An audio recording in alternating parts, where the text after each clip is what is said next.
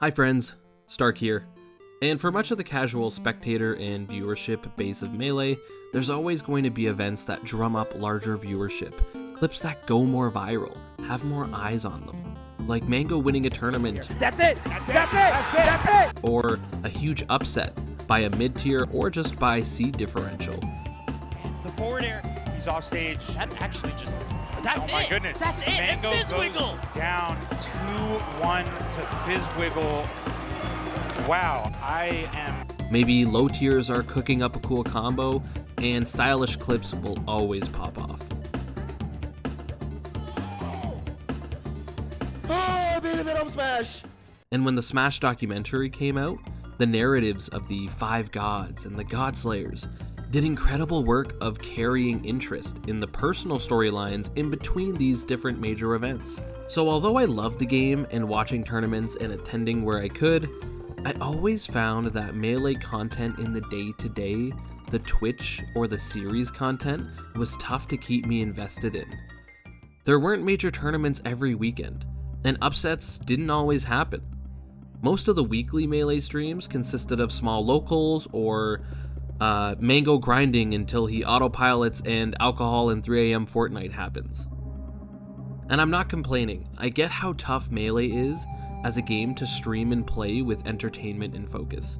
I also know many people aren't solely Melee players by profession, people are just straight up busy.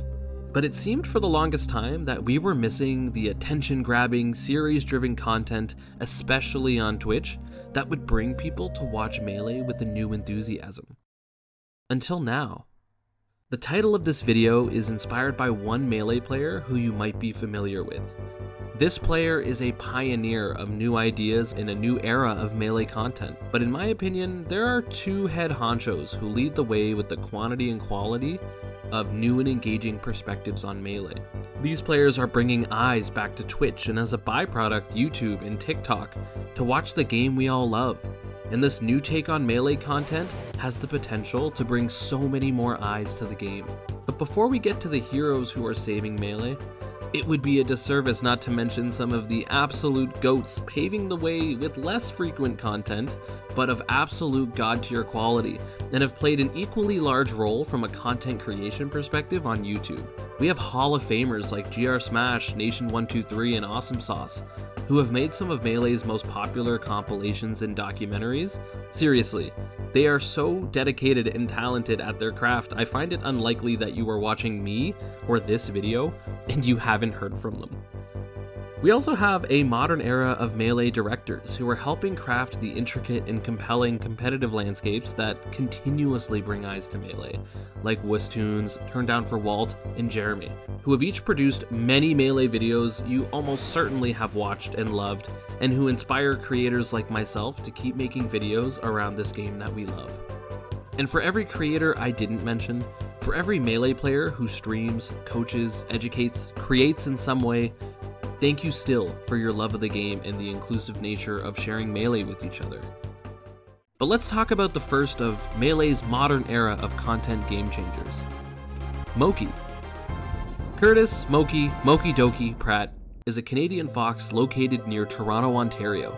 He began his journey a part of the Durham Smash scene, which is in the Greater Toronto Area. Now, chances are, if you know what the Greater Toronto Area means, you've heard of Durham, but probably have never been there before, and I get it. Moky has been known for years now as top 20, then top 10, then top 5 Fox, and as of 2025, top 4 in the world. And has even ended up winning his first major at the end of 2024, beginning his steps to take on that number 1 position. Moky finally brings one home! If Zain ever retires. And he's streamed and made YouTube videos for the last couple of years now, detailing his practice, grinding, speedrunning, mentality, and fun content that was pretty successful. And even though it was successful, his streaming trajectory would change in 2024 when he began a new series, trying to win 100 sets of Melee in a row. And if he loses, he ends the stream. And this would provide a new perspective on Melee content for him, and wider Melee audiences and Melee adjacent communities that would see his clips go viral constantly. I only beat one person. So, naturally, my chat clowned on me, And there's a couple huge reasons for this. Number one, people wanted to see him succeed.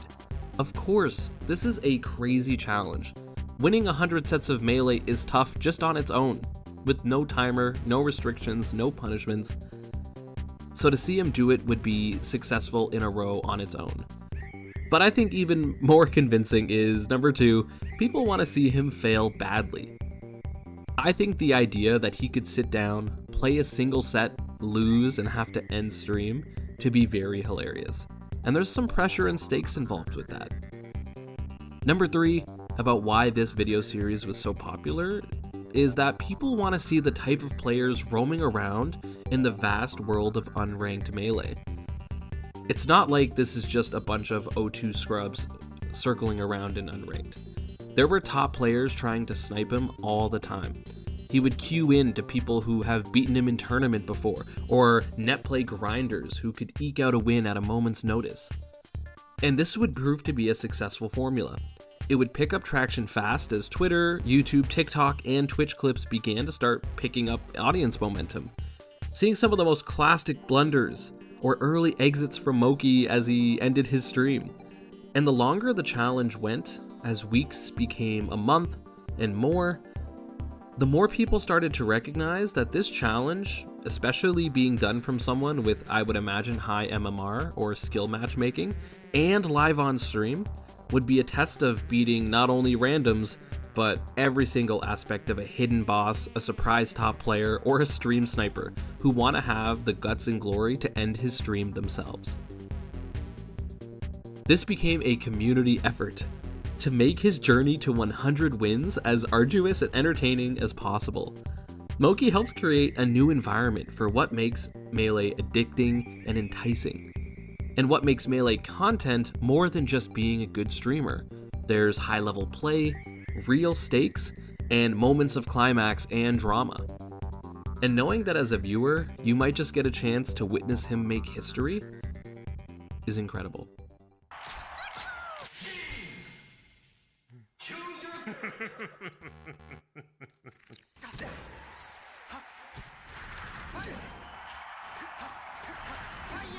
All right, that's the run.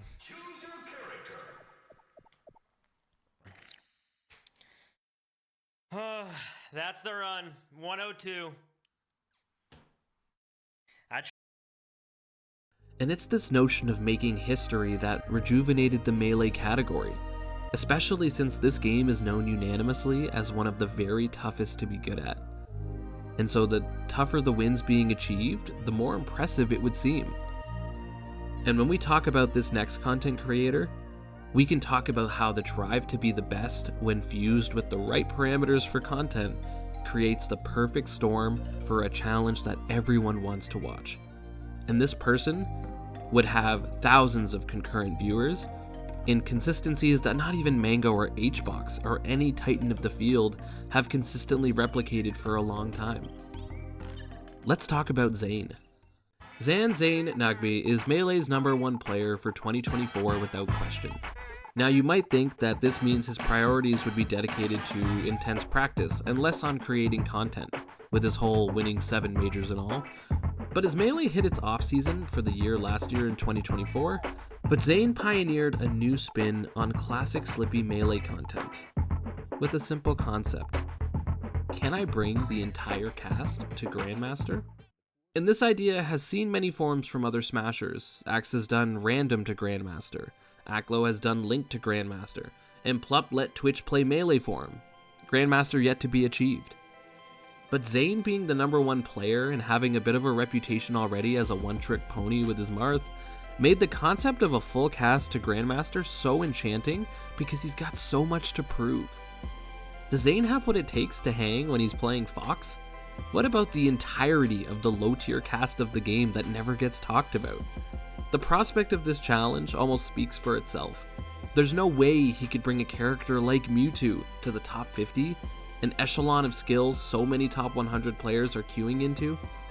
So when he began with these well-loved mid-tiers like Dr. Mario or Samus, yeah, well, well-loved is in quotation marks here, and he started winning against players you'd never expect, Melee started to become alive once again.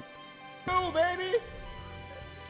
Oh, oh! With a story of competitive drive and fire to win. Even more impressive is that it takes more than just a good player to make this series pop off. Zain manages to play well yet be funny at the same time.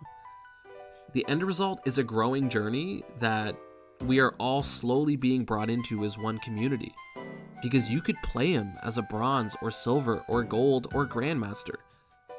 And as you watch as he struggles on an hour 10 of Kirby, threatening a suckathon in the high of bringing a bottom tier to top 50 ranked placements in the game. If it wasn't enough that he was a rival to so many and was the clear #1 player, Zain is bringing eyes to Melee in ways that so few could. And he didn't do it alone. Legends like Leffen or Mango or Ginger brought in to help coach. I rarely check Twitch notifications anymore, but I'd be lying if I didn't scream, "Oh goody!" when I see his stream go live. Please check him out. The series is going on right now as this video is being recorded, and the man who is saving Melee is alive and well. Make sure you're a part of the journey for when he succeeds in getting Bowser there. What if he did that before this video released? That would be crazy.